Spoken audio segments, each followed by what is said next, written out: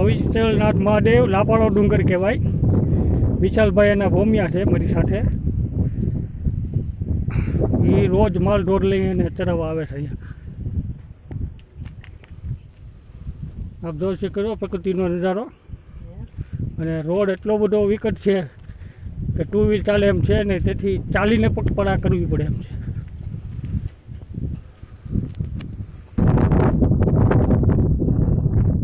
પહેલી ટૂંક ઉપર અમે પહોંચી ગયા છીએ લાપાળા ડુંગર.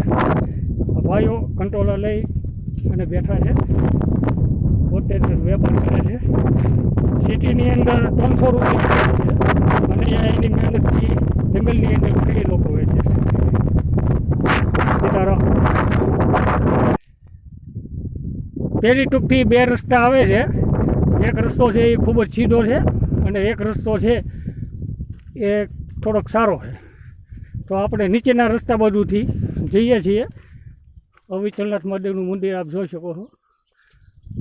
ત્યાં આપણે જવાનું છે ટોચ ઉપર.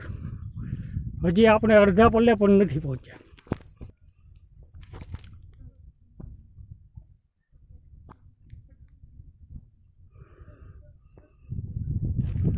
આ ડુંગર લાપાળા, ઓલો ડુંગર મરકો અને સામે રહ્યો એ ડુંગરો પૂનમતી કહેવાય છે. અહીંયા અમે મોટો દેખાય. હા, મોટો દેખાય પૂનમતીનો ડુંગર છે. અને ત્યાં અમે માલ સરાવતા હોય ત્યારે આમ આ ગાળીમાં જનાવર આવી જાય અમને પણ ખબર નથી રહેતી. અને અશુક જોવા મળે છે આ ડુંગરા ઉપર. અશુક એટલે અશુક આ ડુંગરામાં હોય જ છે. આ વચ્ચેના ડુંગરામાં. હા, વચ્ચેના લાપાળીના મરખાની વચ્ચેના. ઓલી 4 ડોડી કહેવાય. 4 ઢોળી. હા, એક હરખી 4 ડોડી રહી, 4 ડોડી ડુંગર કહેવાય. બરાબર. વિશાલભાઈ આપણને સંપૂર્ણ માહિતી આપે છે. પોતે અહીંયા રોજ આવે. અમે કાયમી આમાં જોઈએ માલ.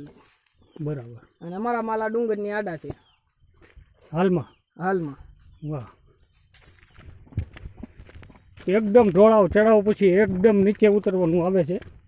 ત્યાર પછી પાછો ચડાવ ચાલુ થાય છે. આપણે આ રસ્તાથી આવેલા.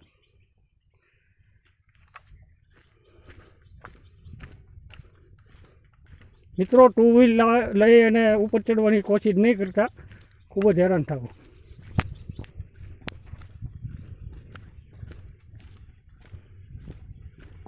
ચાર ડોડી છે ને એની આડું આ બીડ છે ને એમાં છે મારા કાકાના છોકરાના માલ. બરાબર. અને આડા. તમને બીક ન લાગે? હવે બીક તો કેમ રાહી કાયમ એની ભેગું રહેવું ને.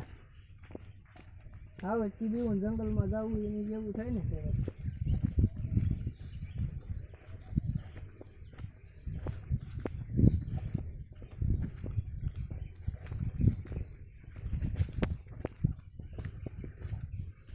મિત્રો, રસ્તો બહુ વિકટ છે. જાળવી નિરાતે ચાલવું પડે એમ છે, ખંડાળા ઘાટની જેમ. જો પગ નીચે સરી જાય તો આપ જોઈ શકો છો એકદમ ઊંડી ખીણ છે. એટલે બતાતી નથી એટલી ઊંડાવાઈ જામી છે. સાસડતા જઈએ છીએ આપણે.